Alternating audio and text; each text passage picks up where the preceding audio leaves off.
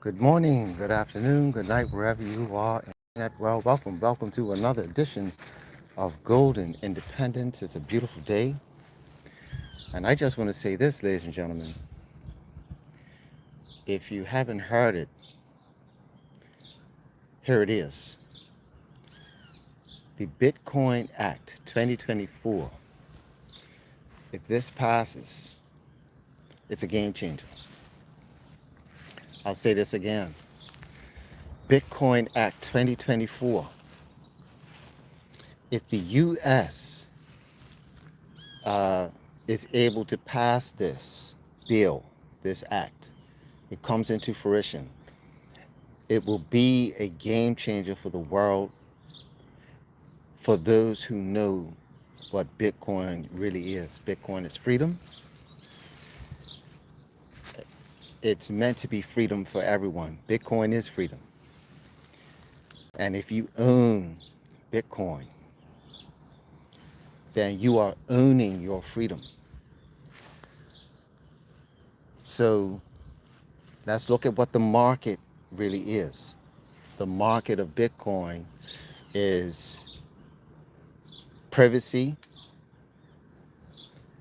and not privacy. Yeah? See, understanding Bitcoin is understanding that whatever your transactions, either your transactions are going to be private and sovereign or controlled. Yeah? So it's either going to be coming from a centralized platform or a decentralized platform.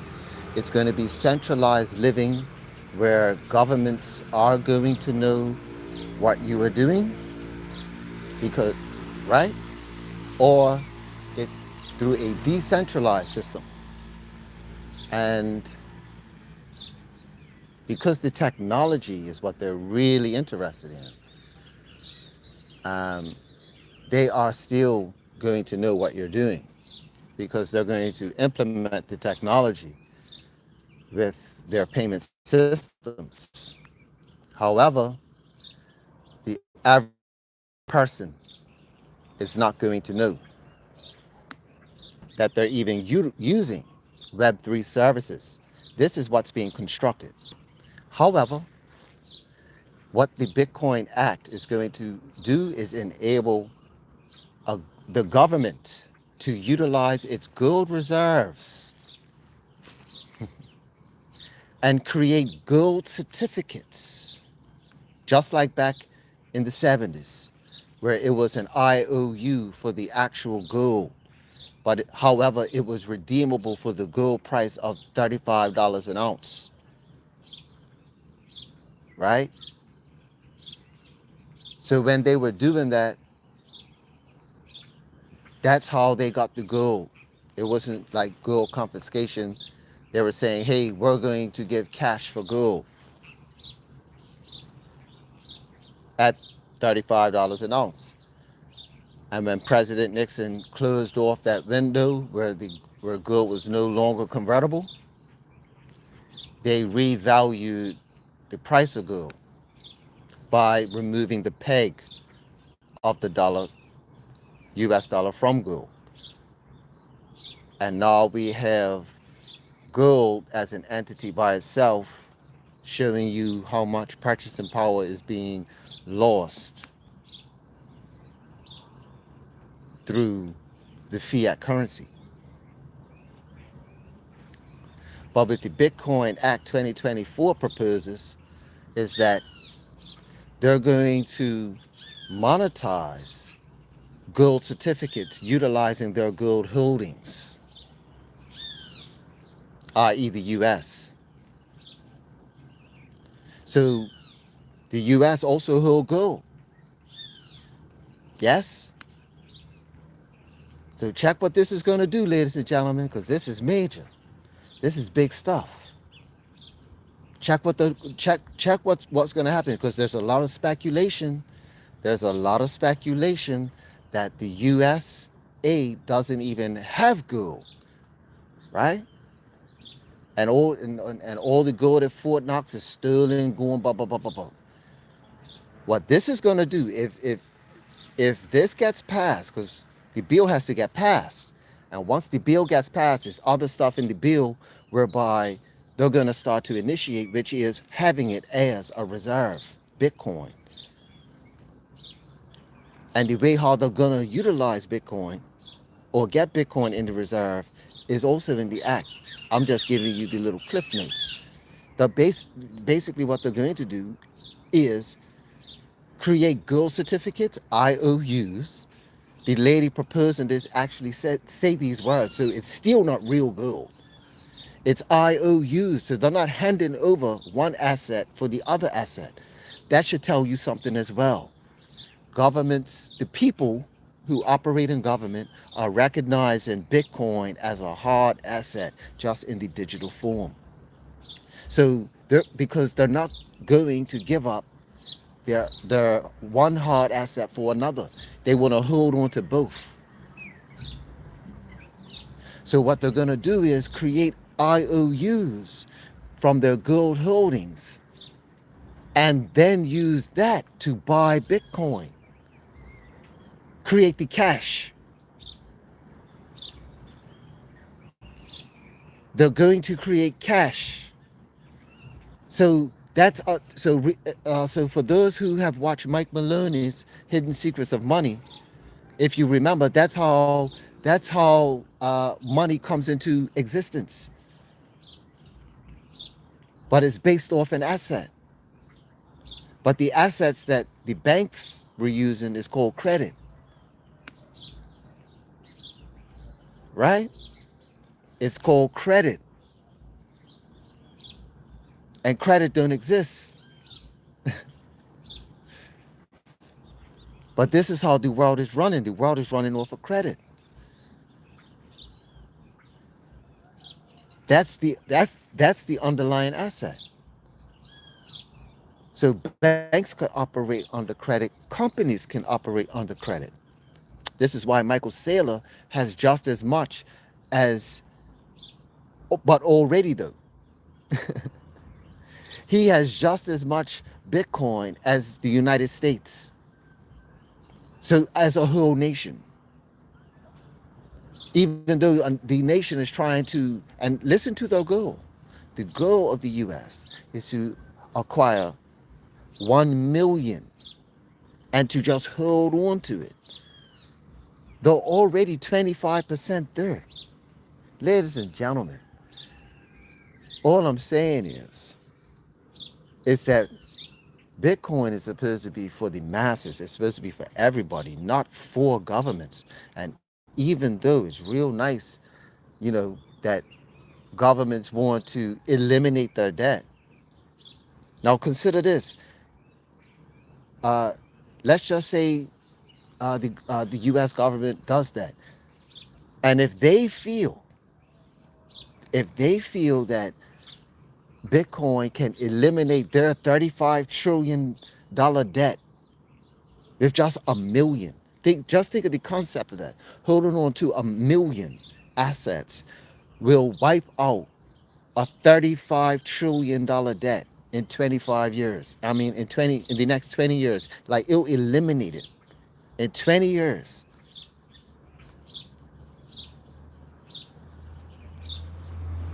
It will be just as tremendous of a feat as them getting to the 35 trillion in the first place in such a short period of time. Considering how long the system was already connected to gold and had proved stable for so long while it was under that. But with a total complete fiat system, it's been complete and utter chaos. A roller coaster, if you will. There have been some good things along the way.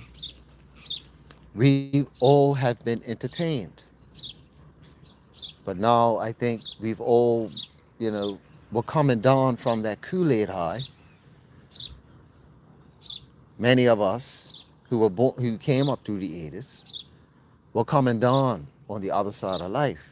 And now we're starting to see that things are starting to repeat, recycle. We're starting to see another trend, and the trend is to keep the people dumb, to make them afraid of new knowledge, keep the people fearful, keep the world divided. They're dividing people into people. They're dividing people with regards to people who know about Bitcoin versus people who don't. And that's creating arguments and dissension amongst us. And Bitcoin was meant for us, period. Because that's where we're going. That's where everything's going. Everything's going digital.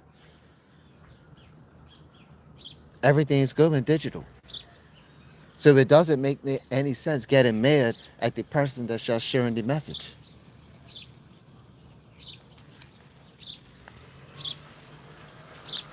Because for the individual that is sharing the message, all we're doing is ringing that bell. Because although it's not heard yet in its full swing or its full capacity, it's being worked on. And it's an election year. It's an election year. This is an extremely exciting time right now with regards to what's going on. It's an extremely exciting time.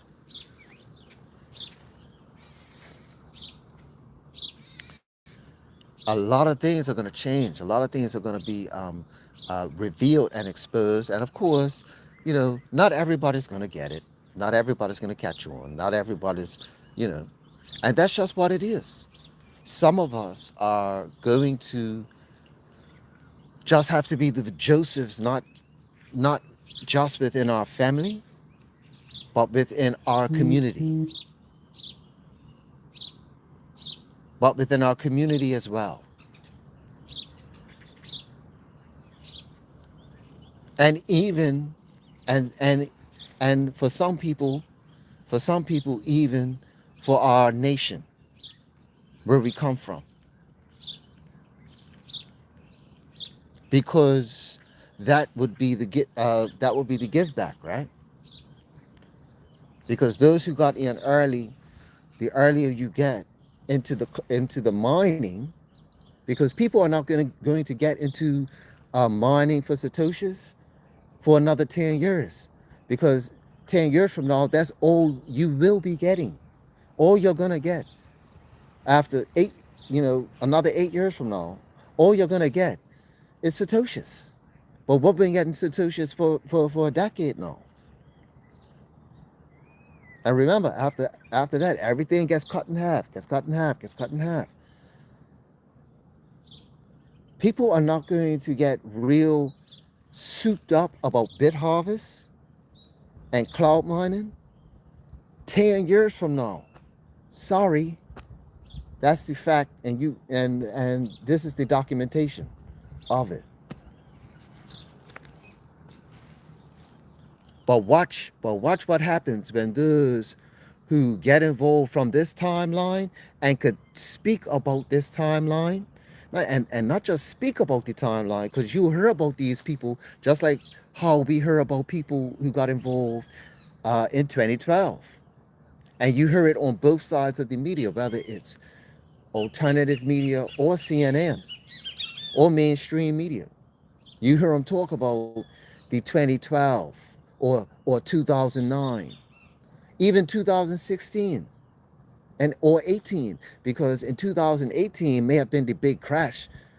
But if you steal a dollar cost averaged during the height of Bitcoin when it was at 20,000, look at where it is now.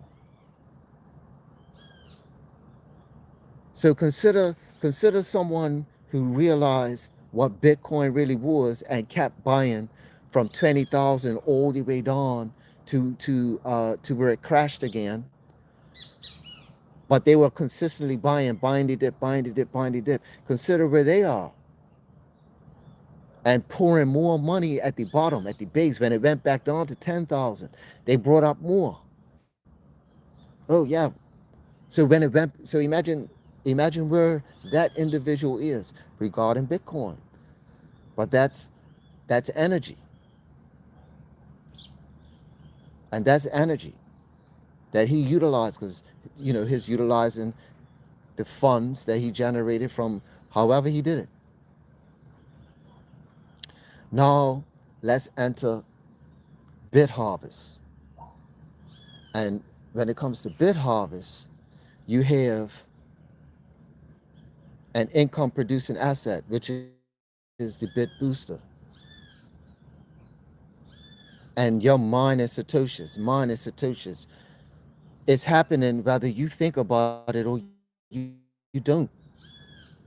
And the next thing you know, you're on your way, depending on how many, the level or how many boosters you acquire. You start to find yourself rapidly on your way to the point one Satoshi, which is, if you do your research, what you see the Bitcoiners talking about now. Because if if they're saying that Bitcoin is going to be at 10 million, that means if if you have point 0.1 Bitcoin, that's or point 0.1 Satoshis, that you are a millionaire. And with BitHarvest, depending on how many boosters you acquire, you could be on your way to one full Bitcoin in 4 years.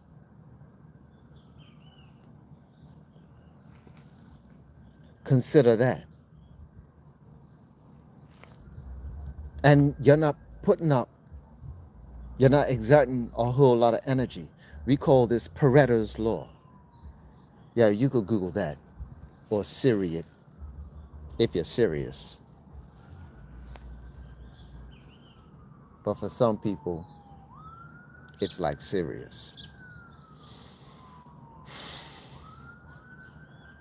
But they don't see it though.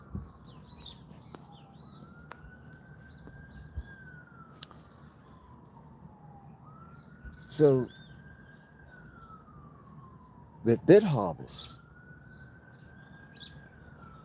it's automatic. It's like printing money on a decentralized network.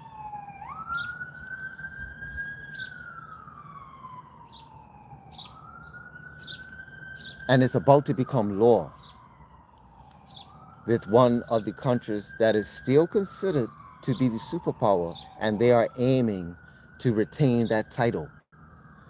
And the fact that they are looking to stockpile Bitcoin in order to retain the title says a lot about Bitcoin, more than it does about the United States. This should be the alarm to the masses to say, hey, we definitely need to get involved with Bitcoin before other countries.